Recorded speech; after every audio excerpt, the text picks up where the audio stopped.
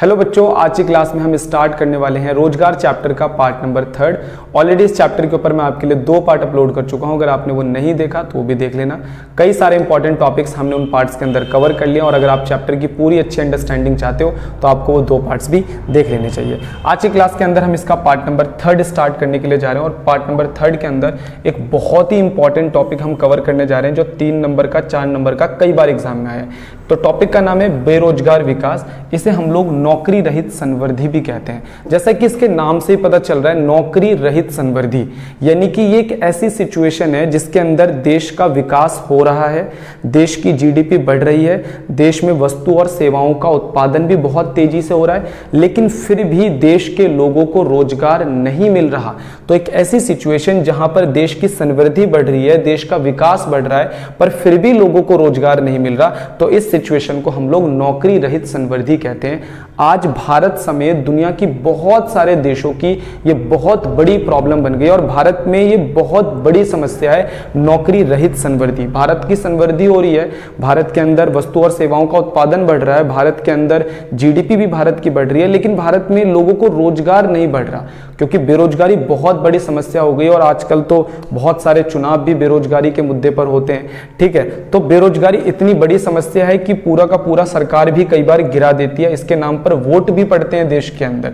ठीक है, लेकिन ऐसी क्या बात है कि देश के अंदर इतने बड़े लेवल पर प्रोडक्शन हो रहा है, देश में इतने बड़े लेवल पर हम लोग जीडीपी को भी बढ़ा रहे हैं, लेकिन फिर भी हमारा रोजगार नहीं बढ़ पा रहा। देखो, पहले के जो अर्थशास्त्री थे उनका ये मानना था कि अगर किसी देश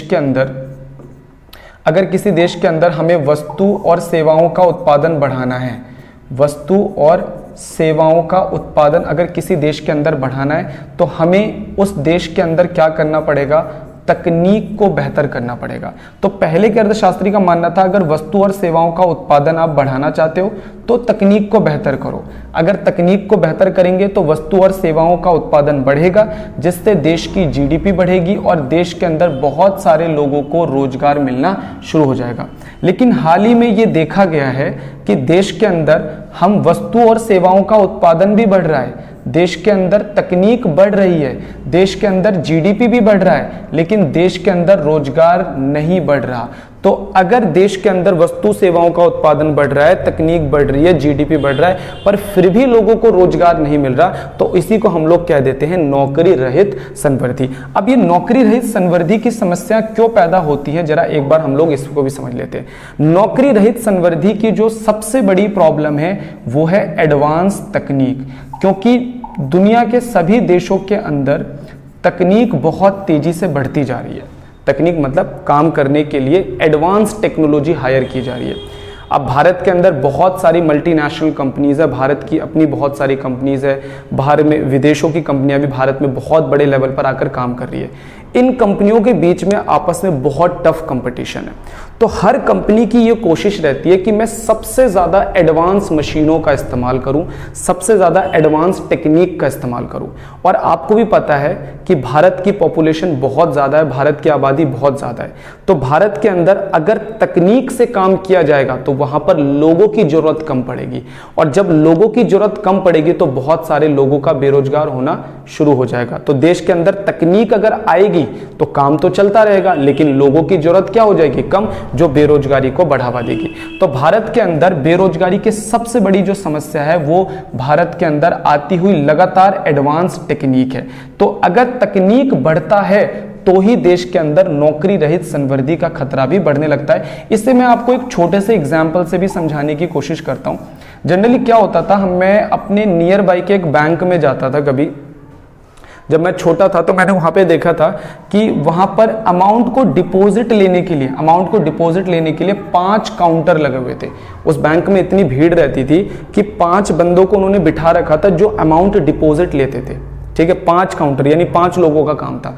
और आजकल मैं उस बैंक के अंदर जाता हूं तो मैंने देखा है कि उन्होंने 2 मशीनें रख रखी है, डिपॉजिट करने की 2 मशीनें रख रखी है, और वहां पर कोई भी ऐसा काउंटर नहीं है जो अमाउंट डिपॉजिट लेने का काम कर रहा है। इसका मतलब क्या है कि इस 2 मशीन आने की वजह से वहां पर 5 लोगों की परमानेंट छुट्टी हो गई। ये तो एक बहुत छोटा सा एग्जाम्पल है।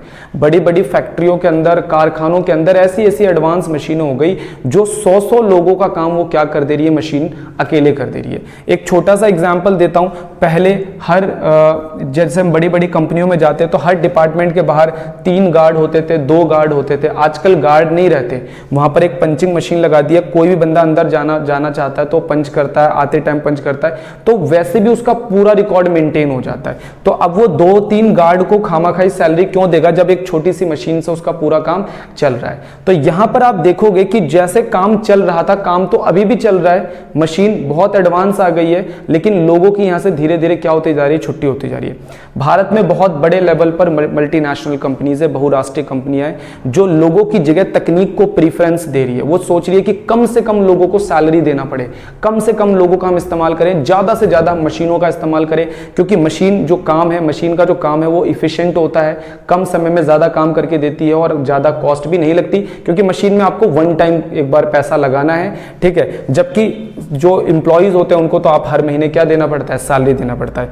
तो बहुराष्ट्रीय कंपनियां बहुत सारा पैसा बचाने के लिए लगातार इंडिया के अंदर तकनीक हायर कर रही है, जिस वजह से भारत के एक बहुत बड़े पॉपुलेशन को रोजगार नहीं मिल रहा या फिर वो बेरोजगार होते जा रहे हैं। इसी को हम लोग कहते हैं नौकरी रहित संवृद्धि। यह उस स्थिति को संवर्धित करता है जब सकल घरेलू उत्पाद रोजगार के अवसरों की तुलना में तेजी से बढ़ता है। कह रहा है देश का जीडीपी तेजी से बढ़ रहा है, लेकिन देश में रोजगार का स्तर नहीं बढ़ रहा। नौकरी रहित विकास वह स्थिति होती है जिसके अंतर्गत अर्थव्यवस्था में नवीनतम प्रौद्योगिकी यानी कि नई टेक्नोलॉजी द्वारा उत्पादन का स्तर तो बढ़ता है, किंतु रोजगार के अवसरों में कोई प्रत्यक्ष वृद्धि देखने के लिए नहीं मिलती। नौकरी रहित विकास के कारण चिरकालीन बेरोजगारी उत्पन्न होती है। कह रहा है भारत के अंदर लगातार एडवांस टेक्निक की वजह से भारत में बहुत बड़े लेवल पर लोग क्या होते जा रहे हैं, बेरोजगार होते जा रहे हैं, वो भी लंबे समय के लिए। ऐसा नहीं है कि कुछ समय के लिए, लंबे समय के लिए लोग बेरोजगार हो रहे हैं। हम प्रौद्योगिकी पर अधिक तथा रोजगार पर कम निर्भर क्यों? कह रहा है कि क्यों अगर इतनी तेजी से भारत में बेरोजगारी बढ़ रही है तो क्यों भारत श्रम को ही क्यों प्रीफरेंस नहीं दे रहा, क्यों भारत तकनीक को इतनी तेजी से प्रीफरेंस दे रहा है? तो इसके पीछे का रीजन बता रहा है, हमारी विकास प्रक्रियाओं को बहुराष्ट्रीय कंपनियों द्वारा तेजी से अपहत किया गया है। हमारे देश में तेजी से बाहर से आने वाली मल्टीनेशनल कंपनी और इंडिया की मल्टीनेशनल कंपनीज का हमारे देश पर एक कब्जा हो चुका है, ठीक है। जनशक्ति के अधिक उपयोग की बजाय प्रौद्योगिकी के कुशल उपयोग के माध्यम से प्रौद्योगिकी का उच्च विकास। और ये बहुराष्ट्रीय कंपनियां कॉस्ट बचाने के लिए, पैसा बचाने के लिए, और आपस में इनमें इतना कंपटीशन होता है कि वो थोड़ा सा भी एक्स्ट्रा पैसा खर्च नहीं करना चाहते। वो अपना काम आसानी से करने के लिए बहुत तेजी से क्या कर रही है, टेक्निक को हायर कर रही है। और जब इंडिया में इतनी बड़े लेवल पे मशीन और टेक्निकों से अगर काम किया जाएगा तो भारत की बहुत बड़ी आबादी बेरोजगार हो जाएगी। तो बच्चों, इसी को हम लोग कहते हैं नौकरी रहित संवृद्धि, जो भारत की एक बहुत बड़ी उभरती हुई प्रॉब्लम है जिसका सामना भारत सरकार को और भारत के लोगों को करना पड़ रहा है। तो नौकरी रहित संवृद्धि का मतलब है सिंपल कि देश के अंदर नौकरी नहीं मिल रही, लेकिन फिर भी देश के अंदर लोगों का विकास हो रहा है। रीजन क्या है? बढ़ती हुई एडवांस टेक्नोलॉजी, ठीक है। तो आज की क्लास के अंदर बच्चों इतना ही। ये बहुत इंपॉर्टेंट टॉपिक है और कई बार एग्जाम के अंदर पूछा जाता है।